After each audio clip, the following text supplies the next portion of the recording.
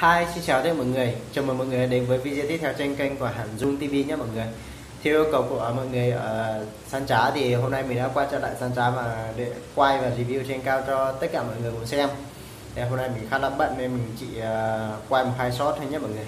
Mình quay một hai shot để mọi người cùng xem thôi. Mình sẽ bay nhanh nhé mọi người nhé. Ok, chúng ta cùng bắt đầu nhé.